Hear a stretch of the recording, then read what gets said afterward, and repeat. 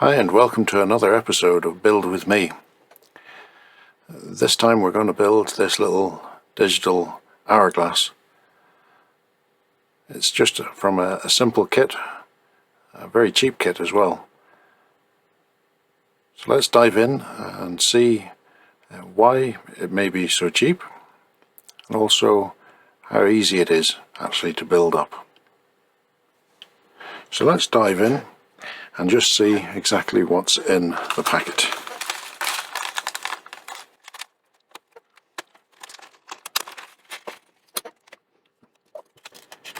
We have a sheet of instructions, more of those later. A PCB, double-sided, a whole bunch of LEDs, a socket, dip socket, that's missing, some of its pins. And we'll see if the rest of those pins are in the rest of this.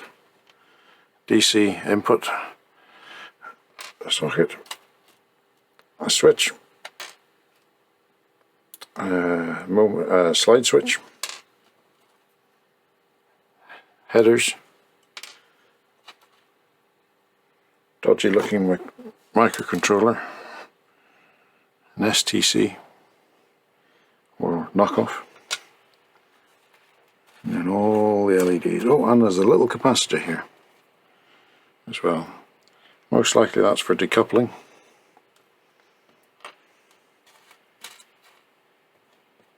We do seem to have some of the missing pins of that dip socket in amongst these LEDs.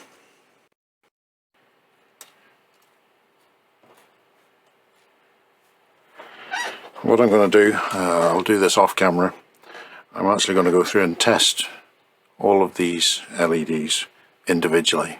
I'm just going to use the diode test function on my multimeter and see if they illuminate. I would hate to get all of these soldered in, only to have 2 or 3 of them, or even one of them that wasn't working. So let's start off by just fixing up this poor little dip socket that is missing a few pins. Fortunately, they were in the packet, caught up with the LEDs. It's only a cheap kit, and these are very cheap components.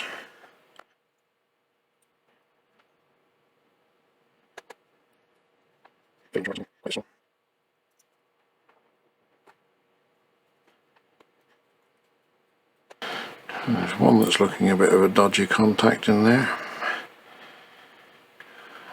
This one here.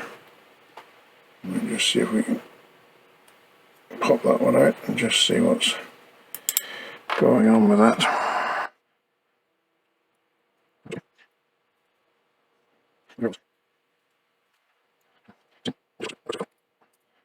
So on this one, I may actually just solder the chip direct, or search out another 16-pin socket. But anyway, that's those put back in. So this is just a very simple way of checking if your LEDs are working. This will work with most LEDs that are not very high voltage or strings of LEDs. But put your multimeter into diode test mode, and then take your LED. Most often, not always the case, but most often the long lead is the positive,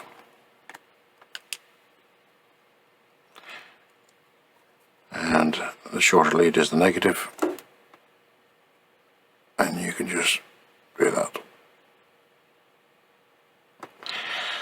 So they may not light in full intensity, as this isn't, but it will let you know that the LED is actually working. So let's have a little look at the circuit board itself. It's remarkably simple. we have our power coming in either here with the optional USB socket, which is not included in the kit, or here through a DC jack, which is included in the kit, but I've no jack adapters or plugs that fit it, so I'm probably not going to fit that. I'll just put bare wires into it. And then we have our power switch, where our microcontroller goes, a little programming header, so I guess you can reprogram these, I don't know, I'm no good at programming. A push switch, and then spaces for some, I think 56 LEDs, or 57 LEDs. They actually give you, I think, 60 LEDs in the kit, so you have a few bits left over. But it's interesting to note that nowhere on this circuit board is there space for this little decoupling capacitor. So another bit they give you that you don't need. The other side of the circuit board, it's interesting the way they've multiplexed this to be able to address 57 LEDs simply from one microcontroller that has only got 16 pins. It's very clever the way they've done this. I'll show you in their circuit diagram that they actually give. Let me zoom out a bit here.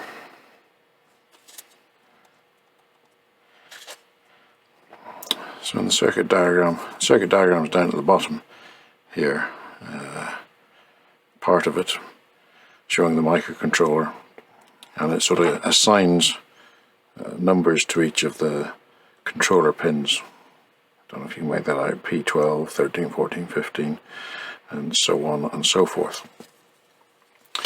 And then in this diagram up here, that kind of shows how the multiplexing is done. The reason that this can work is that these microcontrollers can either be a source of current flowing out of a pin, or they can sink the current flowing into that pin and flowing down to ground. So they can choose to have it either way, or to have that pin floating, not connected to either ground or positive. And so we find here that we have groups of LEDs that are all commoned together. A group of 10, but 5 have their cathode on the common area, and 5 have their anode on the common area. And then we can see that these same pin numbers, or reference numbers, P30, 31 through to 37, they're the same. They're used P30 through to 37, 30 through to 37, same on each of the banks of 10. But the common one is different. So we have P10, P12, P11, P13, P14 and P15. And so what they can do is they can choose, oops, sorry, went a bit wobbly there. They can choose if they put P10 as positive,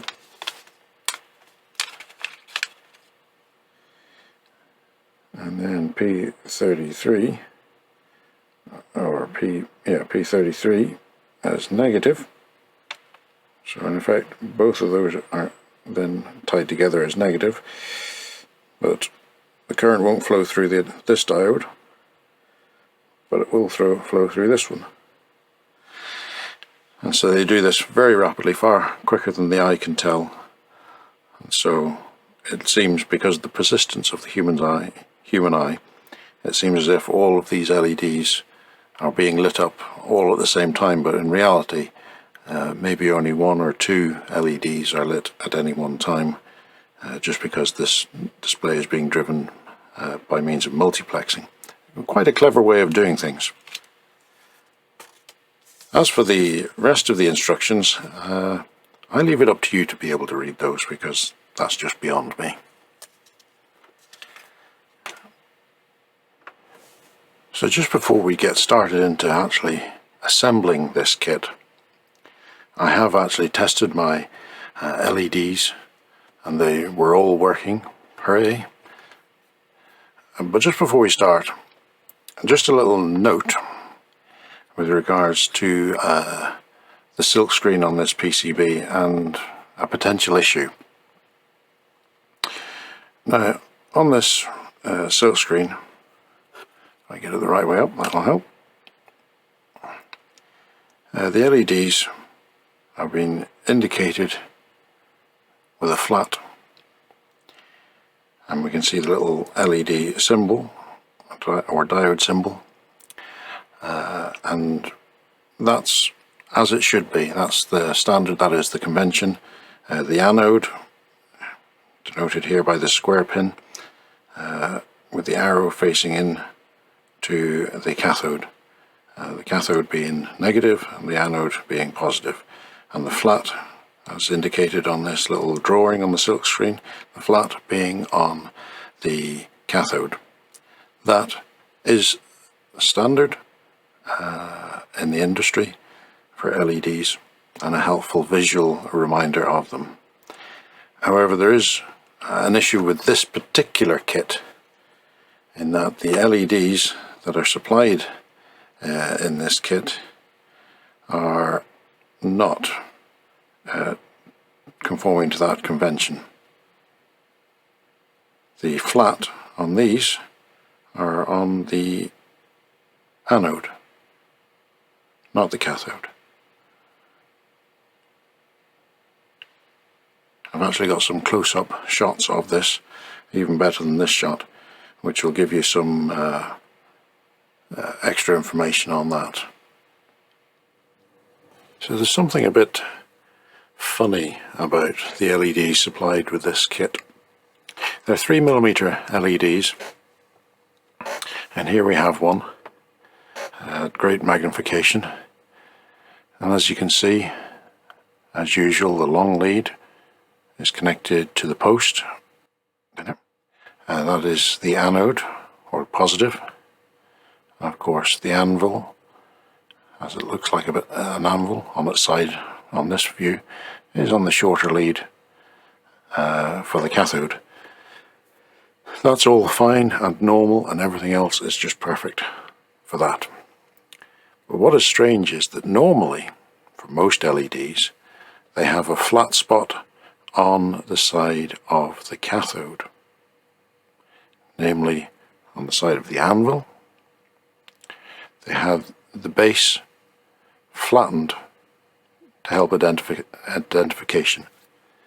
And in the kit that we're building, you'll notice that on the silk screen it too has a flat marked on it. But on these particular LEDs, I'm going to try and show you this, they've actually got LEDs that have the flat on this side, on the anode. As you can see, as I pull my tweezer down, there's a very, very slight ridge on this side. Now if I turn this over, let's try that again. So we've got this turned over.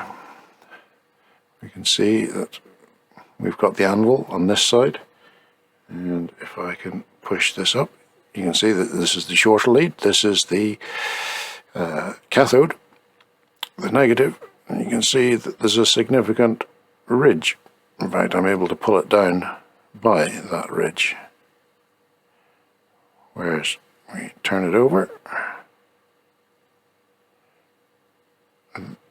there's no significant ridge on the anode side. So that's just a little trap.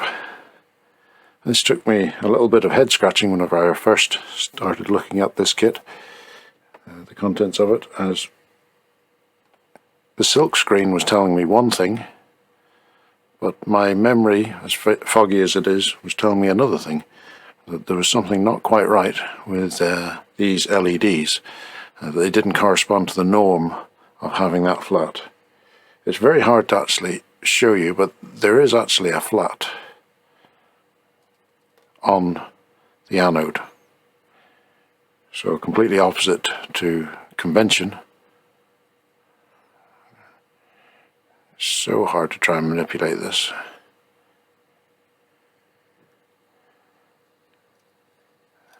And show you, but there is actually a flat that has been milled or molded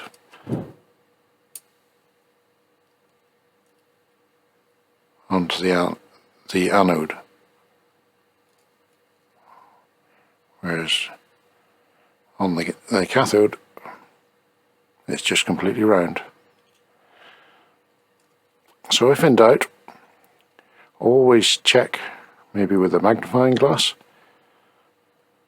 and see where the anvil is. The anvil is the cathode, or the negative, and correctly they've got it on the shorter lead. Yeah, the anvil is on the cathode, the negative lead. The anode, positive, is the one that has just the post. So just a little trap for young players, as Dave at the EEV blog would say. Something to be mindful of and to watch out for.